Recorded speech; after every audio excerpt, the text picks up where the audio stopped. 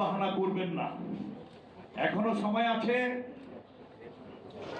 জুলাইয়ের চেতনার আলোকে ছাত্ররা যে জাস্টিস চেয়েছিল, জাস্টিস প্রতিষ্ঠা করার লক্ষ্যে সঠিক ভূমিকা রাখার জন্য চেষ্টা করুন। স্বৈরাচারী হওয়ার চেষ্টা করবেন না। যদি করেন, ইতিহাস থেকে শিক্ষা গ্রহণ করতে হবে। আপনারাও করুণ পরিণতি থেকে ধাবিত হবেন। তাই আসুন, বাংলাদেশকে গড়ার জন্য জুলাই বিপ্লবের চেতনায় সরকার এবং সবাই মিলে ঐক্য গড়ে তুলি। দেশে একটি সমৃদ্ধিশালী বাংলাদেশ হিসেবে গড়ে তোলার চেষ্টা করি। পাশাপাশি আমরা নৈতিক এবং মূল্যবোধের ভিত্তিতে শিক্ষানীতি প্রণয়নের মাধ্যমে আদর্শ মানুষ, আলোকিত মানুষ তৈরি করার সিদ্ধান্ত গ্রহণ করি। আসসালামু আলাইকুম ওয়া রাহমাতুল্লাহি ওয়া বারাকাতুহু।